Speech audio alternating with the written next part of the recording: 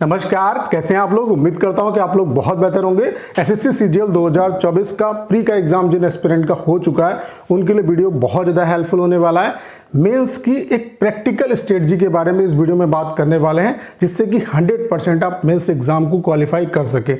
Mostly aspirant जब से pattern change हुआ है, किन किन चीज़ों में गलती कर रहे हैं जिसकी वजह से उनका सिलेक्शन नहीं हो पा रहा है, उसके बारे में बात करेंगे। उसके अलावा सबसे पहले आपको अपना जो सिलेबस है उसे अच्छे तरीके से समझने की जरूरत है। उसके अलावा सब्जेक्ट वाइज वेटेज क्या है, उसके अलावा किन किन टॉपिक्स पे सब्जेक्ट वाइज किन किन टॉपिक्स पे आपको अच्छे तरीके से काम करना है, किस सोर्स से आपको चीज़ें करनी है, किन किन टीचर्स को फॉलो करना है, क्या पढ़ना है, क्या छोड़ना है, उसके बारे में बात करेंगे। उसके अलावा दो सेगमेंट जो सबसे ज़्यादा इंपॉर्टेंट है आपके लिए और स्टूडेंट इन्हीं में लैग कर देते हैं, जिसकी वजह से वो सिलेक्शन कहीं ना कहीं यहाँ पे नहीं ले पाते, उसके बारे में बात करेंगे। उसके अलावा किन एस्पिरेंट को मेंस की प्रिपरेशन करनी चाहिए, कितना आपका राय स्कोर बनना है कैटेगरी वाइज, ताकि आप मेंस की प्रिपरेशन स्टार्ट कर दो। इन सब के बारे में इस वीडियो में हम बात करने वाले हैं। सिंगल वीडियो में आपके जितने भी डाउट हैं वो सारे क्लियर होंगे। इतना मैं दावे के साथ कर सकता हूँ कि इस वीडियो को अगर आपने देख लिया तो मैं ये दावे के साथ कह सकता हूं कि एक सीट आप 100% ले लोगे, अगर सही तरीके से सही वे में आपने प्रिपरेशन की। उसके अलावा आपके प्री का कोई भी रोल नहीं है,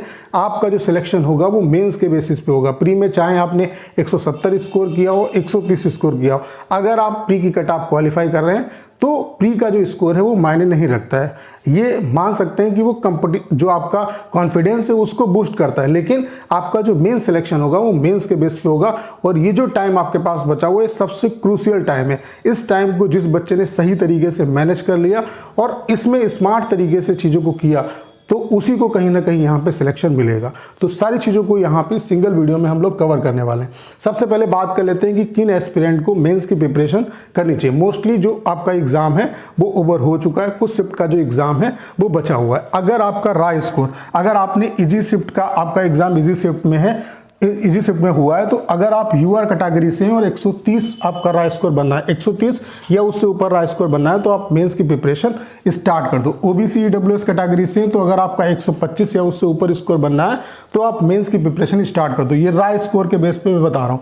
उसके अलावा एससी कैटेगरी से हैं तो 110 अगर स्कोर बनना है, 110 या उससे ऊपर, तो आप मेंस की प्रिपरेशन में लग जाओ। उसके अलावा एसटी कैटेगरी से हैं तो 105 या उससे ऊपर अगर आपका राय स्कोर बनना है तो आप मेंस की प्रिपरेशन में लग जाओ। बाकी अगर आपका हार्ड शिफ्ट में एग्जाम हुआ है, ठीक है, या मान लेते हैं मॉडरेट शिफ्ट में एग्जाम हुआ है, तो हो सकता है कि 120 वाले एस्पिरेंट को, यूआर कैटेगरी में 120 वाले जो एस्पिरेंट है उसको भी मेंस की प्रिपरेशन करने का मौका मिल जाए, मतलब मेंस देने को मिल जाए, 125 वाले को भी मिल जाए। वो आपकी शिफ्ट वाइज डिफिकल्टी लेवल पे डिपेंड करेगा। ये मैं मोटा मोटी आपको बता रहा हूं कि अगर आपने किसी भी शिफ्ट में एग्जाम दिया है, अगर आप इतना नंबर लेके आ रहे हो तो आपको मेंस की प्रिपरेशन डेफिनेटली करनी चाहिए। आपको 100% मेंस का जो एग्जाम है वो देने को मिलेगा। बाकी हार्ड शिफ्ट में अगर आपका पेपर है तो आप 5-10 नंबर यहाँ पे कैटेगरी वाइज कम कर सकते हो। अगर उतने भी नंबर आपके बनने हैं तो आप मेंस की प्रिपरेशन में लग जाओ। जैसे कि बहुत ही हार्ड शिफ्ट में आपका पेपर है तो हो सकता है 120 नंबर अगर आपके राय स्कोर बने तब भी आपको मेंस की प्रिपरेशन,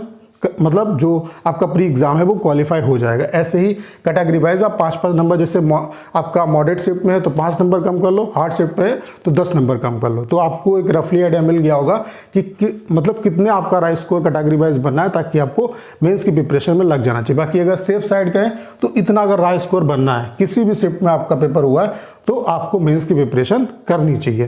तो ये तो बात हुई मेंस की प्रिपरेशन की। उसके अलावा अगर आपने अभी तक टेक्स्ट बुक का पास परचेज नहीं किया है तो आप सभी के लिए उम्मीद की किरण नाम की सेल चल रही है, जिसमें अभी आपको जो पास प्रो है उसका जो प्राइस है वो 608 रुपये चल रहा है, जिसमें अगर आप मेरा ये कोड PRAV12 यूज करेंगे तो आपको 13% का डिस्काउंट, मतलब इंस्टेंट जो डिस्काउंट है वो मिल जाएगा।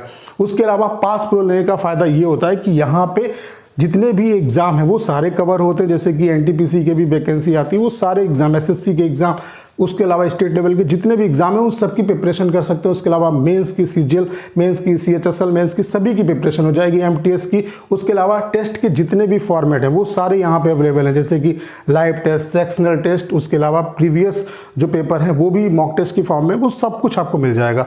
तो आज ही इसे परचेज करें। परचेज करने का जो लिंक है वो डिस्क्रिप्शन और कमेंट बॉक्स में पिन किया हुआ है, वहाँ से आप परचेज कर सकते हैं। ये कोड लगाना मत भूलना आप। तो चलिए स्टार्ट करते हैं। सबसे पहले बात कर लेते हैं सिलेबस की। देखो सिलेबस आपको अच्छे तरीके से समझना है, क्योंकि मैं ये देख रहा हूं कि इस समय जो है जीएस में क्या है कि बच्चा घुसा जा रहा है, वो जीएस पे बहुत ज़्यादा फोकस कर रहा है, जबकि उसे रियलिटी नहीं पता है। भाई पूरा जो आपका मतलब सिलेक्शन है वो जीएस के बेस पे नहीं होगा। अगर एक्चुअल अभी भी देखा जाए, अभी भी जो आपका पैटर्न जो चेंज हुआ है उसके बाद भी अगर देखा जाए तो यहाँ पे मैथ और इंग्लिश का ही बोलबाला है, क्योंकि रीजनिंग जो है वो मैथ का ही पार्ट है। तो रीजनिंग और मैथ्स को मैं मैथ्स में ही कैलकुलेट करता हूँ, तो मैथ्स और इंग्लिश का ही बोलबाला। अगर इन दो चीज़ों पे आपने अच्छे तरीके से काम किया तो डेफिनेटली आप सिलेक्शन ले लोगे। जीके जीएस में क्या है कि चाहे आप 5 घंटे पढ़ो और कोई अगर 1 घंटा भी स्मार्ट तरीके से पढ़ता है तो वो नंबर में बहुत ज़्यादा उसका डिफरेंस नहीं रहेगा। लेकिन ये जो मतलब सब्जेक्ट है, मैथ्स हो गया, रीजनिंग हो गया और इंग्लिश हो गया, यहाँ से आप डिफरेंस क्रिएट करोगे। तो सबसे पहले आपको वेटेज पता होना चाहिए कि वेटेज क्या है और किस चीज़ पर ज़्यादा आपको फोकस करना है। तो इंग्लिश जो जीके जीएस है उसके बहुत ज़्यादा पीछे नहीं भागना है, कहाँ से पढ़ना है, कितना पढ़ना है, वो सारा मैं आपको बताऊँगा। तो आपका जो सिलेबस है उसमें मैथ्स जो है उसके 30 क्वेश्चन आएंगे, रीजनिंग के आपके 30 क्वेश्चन आएंगे। इसका जो मतलब मार्क्स जो है वो 180 नंबर है, एक क्वेश्चन 3 नंबर का और नेगेटिव मार्किंग आपकी 1/3 है। उसके अलावा इंग्लिश जो है उसके 45 क्वेश्चन आएंगे और जीके के आपके 25 क्वेश्चन आएंगे। उसके अलावा कंप्यूटर एक क्वालिफाइंग नेचर का है, 20 क्वेश्चन आएंगे, 60 मार्क्स के होंगे। ये पूरा जो पेपर है जैसे कि मैथ और रीजनिंग ये अलग सेशन में खुलेगा। उसके बाद आपका ये इंग्लिश और आपका जो जीके जीएस का पार्ट है ये खुलेगा, फिर कंप्यूटर। यानी कि ये जो पूरा पेपर है आपका ये 2 घंटे 15 मिनट का पूरा पेपर ये एक साथ होगा। फिर आपको 1 घंटे का गैप मिलेगा और उसके बाद आपकी टाइपिंग होगी। तो ये आपका सिलेबस है। अब अगर हम यहाँ पे परसेंट वाइज वेटेज देखें कि किस सब्जेक्ट का कितना वेटेज है, तो यहाँ पे मैथ्स का जो वेटेज है वो 23% है ओवरऑल जो आपका पूरा पैटर्न है उसमें। रीजनिंग का अगर वेटेज देखें तो 23% वेटेज है, इंग्लिश का अगर वेटेज देखें तो 35% है और जीके जीएस का जो वेटेज है वो 19% है। तो आप खुद देखिए कि अगर इन 3 को मिला दिया जाए तो कितना क्या वेटेज आपका कवर हो रहा है। और जो स्टूडेंट मोस्टली जो स्टूडेंट गलती कर रहा है वो ये कर रहा है कि वो इस 19% के पीछे भाग रहा है। तो भाई यही गलती आपको नहीं करनी। अगर सिलेक्शन लेना है तो इस पोर्शन में आपको स्ट्रांग होना होगा। और इसमें क्या है कि आप चाहते हुए भी यार स्ट्रांग नहीं बन सकते, क्योंकि इसमें क्या है कि सभी बच्चे इक्वल लेवल पे खड़े हुए हैं। चाहे यूपीएससी का बच्चा यूपीएससी की प्रिपरेशन कर रहा है, वो भी एसएससी के एग्जाम में ये नहीं कह सकता मैं 100% करके आऊंगा।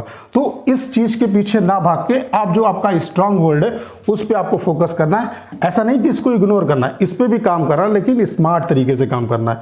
तो आप चीजें कहीं ना कहीं हद तक समझ गए होंगे, ठीक है। उसके अलावा अब क्या क्या पढ़ना है, किन किन पॉइंट्स पे सब्जेक्ट वाइज आपको ज्यादा फोकस करना है। जैसे मैथ्स है, मैथ्स में आपको क्या क्या पढ़ना है। सबसे पहले क्या स्टूडेंट क्या करते हैं कि जो चीजें उन्हें आती हैं वही वो बार बार उन्हीं की प्रैक्टिस करते हैं। सबसे पहले क्या करना है, जहां जहां पे जिन भी चैप्टर्स में आपको कंफ्यूजन हो रहा है उनको अच्छे तरीके से रिवाइज कर लो। पहला काम तो ये करना है, ठीक है। पहले जिन जिन चैप्टर में दिक्कत है उनको आप रिवाइज कर लो। उसके अलावा ये कुछ चैप्टर हैं, यहां पे देखो मैंने लिखा हुआ है not spend too much time on prepare topic. जो आपके टॉपिक तैयार हैं उन पे बहुत ज्यादा आपको टाइम खर्च करने की जरूरत नहीं है। यहाँ पे कुछ चैप्टर ऐसे हैं मैथ्स में भी जिनमें स्टूडेंट को प्रॉब्लम होती है, तो इनको आपको अच्छे तरीके से कवर करना है। जैसे कि स्टेटिस्टिक्स है, प्रोबेबिलिटी है, उसके अलावा ज्योमेट्री है, कोऑर्डिनेट ज्योमेट्री है, उसके अलावा प्रिज्म पिरामिड है, मेंसुरेशन है, नंबर सिस्टम है। इन टॉपिक्स को अच्छे तरीके से आपको कवर करना है, क्योंकि मोस्टली मेंस के एग्जाम में यहां से क्वेश्चन ज्यादा आपको देखने को मिलेंगे। उसके अलावा आपको क्या करना है, आपको ऐसा नहीं है कि जो चीजें आती हैं उनकी प्रैक्टिस करना, उस पर बहुत ज्यादा फोकस करने की जरूरत नहीं। उसके लिए जब आप सेक्शनल टेस्ट लगाओगे, और सेक्शनल टेस्ट में भी मैं आपको ये कहता हूं कि सेक्शनल टेस्ट आप ऑफलाइन भी लगाओ और ऑनलाइन भी लगाओ, दोनों आप जो पैटर्न से है वो आप सेक्शनल टेस्ट लगाओ। आप ऑफलाइन की भी आपको प्रीवियस जो क्वेश्चन है उनकी बुक मिल जाएगी, वो बुक ले लो और उसमें अपना टाइमर लगा के ऑफलाइन भी सेट लगाओ और ऑनलाइन भी लगाओ, ठीक है। उसके अलावा यहाँ पे क्या करना है, आपको सबसे जो इंपॉर्टेंट है आपके लिए वो ये है कि आपने जैसे जो भी कंफ्यूजिंग टॉपिक है उनको कवर कर लिया, ये टॉपिक अच्छे तरीके से तैयार कर लिए। उसके बाद आपको कम से कम पिछले 10 सालों के जो आपके एसएससी सीएचएसएल, उसके अलावा सीजीएल, उसके अलावा सीपीओ, इसके प्री और मेंस के जो मैथ्स के क्वेश्चन है पिछले 10 सालों में जो एसएससी ने कराए हैं, जो टॉप क्वेश्चन है, जो अच्छे क्वेश्चन, जो कंफ्यूजिंग है, जो फंसाने वाले। और एसएससी में क्या है कि क्वेश्चंस का जो रिपीटिशन है वो हमेशा होता है। तो लास्ट 10 साल के जो टॉप क्वेश्चन है वो आप जरूर करिए, उन्हें जरूर करके जाइए। जो फंसाने वाले क्वेश्चन, ऐसा नहीं है वो क्वेश्चन कर रहे हो जो इजीली सॉल्व हो रहे हैं, जो फंसाने वाले क्वेश्चन है, जो अच्छे क्वेश्चन है उनको आपको सॉल्व करना। और ये सीरीज में बहुत जल्द आपके लिए लाने वाला हूं, मैं टॉप क्वेश्चन ही आपको कराऊंगा। एक क्लास में 25 से 30 क्वेश्चन होंगे और मेरा ये प्रयास रहेगा कि 1000 से 1500 जो क्वेश्चन है, टॉप जो क्वेश्चन है पिछले 10 सालों के, चाहे वो CHSL, CGL या CPM में पूछे गए, चाहे वो प्री के एग्जाम में पूछे गए या मेंस में, वो मैं आपको कराऊंगा। इससे आपको काफ़ी बेनिफिट मिलेगा। तो आपको ये करना है। बाकी सेक्शनल टेस्ट लगाने हैं, ऑफलाइन भी और ऑनलाइन भी। तो मैथ्स में आपको इतना करना है। उसके अलावा रीजनिंग में क्या है, वही चीज़ है कि जो कंफ्यूजिंग टॉपिक है उनको आपको कवर करना है। ये जो कुछ टॉपिक हैं इन पे आपको अच्छे तरीके से काम करना है, क्योंकि मेंस में ये जो टॉपिक्स हैं इनसे कहीं ना कहीं ज़्यादा क्वेश्चन आपके आते हैं, जैसे कि पजल है, सिटिंग अरेंजमेंट है, उसके अलावा जो आपके स्टेटमेंट अजम्पशन, सिलोगिज्म, ये जो कुछ चैप्टर हैं ये कहीं ना कहीं कंफ्यूजिंग भी है। इन पे आपको अच्छे तरीके से काम करनी। बाकी यहाँ पे क्या है कि रीजनिंग के लिए अलग आपको सेक्शनल टेस्ट या फलाना धमाका लगाने की जरूरत नहीं है। जब आप मॉक टेस्ट, ओवरऑल जो मॉक टेस्ट दोगे, फुल मॉक जो दोगे, उसमें आपकी जो रीजनिंग की प्रैक्टिस है वो हो जाएगी। और फुल मॉक की अगर हम बात करें तो अभी जो है जब प्रिपरेशन के आप स्टेज में हो, चूंकि दिसंबर में आपका मेंस का एग्जाम होगा, आप ये मान के प्रिपरेशन करो कि 15 दिसंबर को आपको मेंस का एग्जाम देना है। 15 दिसंबर के बाद आपको जितना टाइम मिल जाए वो आपके लिए सोफा सो गुड। इसी को टारगेट मान के आप प्रिपरेशन करो, ठीक है। तो आप एक जो मॉक है वो कम से कम जरूर दो मेंस का, ठीक है। तो रीजनिंग में ये चीजें हो गई। बाकी इंग्लिश में 3 चीजें आपके लिए इंपॉर्टेंट है। पहला है वोकैब, दूसरा है ग्रामर और तीसरा है कंप्रिहेंशन। कंप्रिहेंशन में आपका रीडिंग का पार्ट आता है। तो वोकैब आपको कहां से याद करनी है, उसका सेम वही तरीका है। जो चीज़ें आप पढ़ रहे हो उन्हीं को आपको रिवाइज करना है। जो प्री में आपने पढ़ा वही आपका मेंस में आएगा। तो यहाँ पे अगर आप MB को फॉलो कर रहे हो, MB पब्लिकेशन की बुक, तो उससे वोकैब रिवाइज करो अपनी। बाकी ब्लैक बुक को अगर फॉलो कर रहे हो तो वहाँ से रिवाइज करो। ग्रामर में क्या है, ग्रामर के लिए मैं आपको सजेस्ट करूँगा कि मिरर ऑफ कॉमन एरर नाम की बुक आती है दिलीप कुशवाहा की। ये बुक मैं आपको दिखा देता हूँ। डॉक्टर अशोक कुमार की ये बुक है। ये मैं प्रमोशन नहीं कर रहा हूँ इस बुक का, काफ़ी अच्छी बुक है। यहाँ से क्या है कि आपका जितना भी ग्रामर वाला पोर्शन है, जैसे कि एरर हो गया, सेंटेंस अरेंजमेंट हो गया, एक्टिव पैसिव, डायरेक्ट इनडायरेक्ट, जितना भी ग्रामर का पोर्शन है वहाँ से आपका क्वेश्चन गलत नहीं होगा, इतना मैं दावे के साथ कह सकता हूँ। और यहाँ पे सेलेक्टेड चीज़ें बताई गई हैं। मतलब जैसे कि नाउन है तो नाउन में क्या है कि जो सेलेक्टेड रूल है जहाँ से आपके क्वेश्चन बनते हैं वही बताए गए और फिर उन पर बेस्ड आपके एरर। फिर लास्ट में क्या है कि जितने भी अभी तक एग्जाम हुए हैं ऑल इंडिया, उसमें इंग्लिश में जो एरर से जो क्वेश्चन आए हैं वो सारे करा दिए। तो इस बुक को आपको अच्छे तरीके से कवर करना है। मैं दावे के साथ कह सकता हूं कि ग्रामर पोर्शन में आपको कोई दिक्कत नहीं होगी। जो अभी तक आपको कंफ्यूजन हो रहा है वो सारा कंफ्यूजन आपका क्लियर हो जाएगा। बाकी कंप्रिहेंशन में आप ज़्यादा से ज़्यादा रीडिंग करो, उसके अलावा न्यूज़पेपर रीडिंग करो। और न्यूज़पेपर में भी जैसे एक आर्टिकल आपने पढ़ा, जिन जिन वर्ड्स में दिक्कत आ रही है उनको हाईलाइट कर लो, डिक्शनरी में देखो। बाकी जब पढ़ो तो उसमें ये भी देखो कि कहाँ पर ग्रामर का कौन सा रूल यूज़ हो रहा है। तो इतना अगर आप करते हैं तो मैं दावे के साथ कह सकता हूँ कि चीज़ें आपकी बेहतर होंगी। बाकी इंग्लिश में आपको क्या करना है, सेक्शनल टेस्ट आपको देना है और ये आपके ऑनलाइन भी आप दो और ऑफलाइन भी दो। ऑफलाइन में भी जैसे कि प्रीवियस जो क्वेश्चन है उनके आपको बुक मिल जाएगी। इंग्लिश के प्रीवियस क्वेश्चन आपको मिलेंगे सेट वाइज, जैसे कि सेट वाइज अगर लोगे तो सेट वाइज मिल जाएंगे। बाकी आप जो उसमें पार्ट वाइज जैसे कि आपके सिनोनियम एंटोनियम इस तरीके से भी मिल जाएंगे। तो उसकी आप प्रैक्टिस करो और ऑनलाइन भी प्रैक्टिस करो। उसके अलावा वोकैब के लिए मैं आपको सजेस्ट करूंगा कि एक वोकैब का आता है, वोकैब 24/7 नाम से एक एप्लीकेशन आता है। तो यहाँ से आपकी वोकैब की अच्छी प्रिपरेशन हो जाएगी। और यहाँ पे जो चीज़ें मैं आपको सजेस्ट कर रहा हूँ, किसी का भी मैं प्रमोशन नहीं कर रहा हूँ, ये चीज़ें सेल्फ अप्लाइड हैं और जो टॉपर्स हैं वो करते हैं, वही चीज़ें मैं आपको बता रहा हूँ। अगर आप ईमानदारी से काम करेंगे इन चीज़ों पे तो मैं दावे के साथ कह सकता हूँ कि रिजल्ट आपके फेवर में आएगा। उसके अलावा अगर हम जीके जीएस की बात करें तो जीके जीएस में किन चीज़ों पे फोकस करना है, साइंस पे, पॉलिटी पे, हिस्ट्री पे, ज्योग्राफी पे। जीएस का जो सिलेबस है बहुत ब्रॉड है, ठीक है। उसके अलावा करंट अफेयर्स, उसके अलावा यहाँ पे जो अभी लेटेस्ट में जो पेपर हो रहे हैं उन पे आपको अच्छे तरीके से जीके जीएस में किस तरीके के क्वेश्चन पूछे जा रहे हैं, करंट में किस तरीके के क्वेश्चन आ रहे हैं, उन चीज़ों को अच्छे तरीके से उन पे ध्यान देना है। और जो आपके प्रीवियस क्वेश्चन है जीके जीएस के वो आपके लिए इंपॉर्टेंट है। इसके लिए मैं आपको सजेस्ट करूँगा कि एक परमार सर हैं, इनका चैनल है परमार से जी के नाम से, ये बहुत अच्छा आपको पढ़ा रहे हैं। तो इन्हें जो है आप फॉलो कर लो।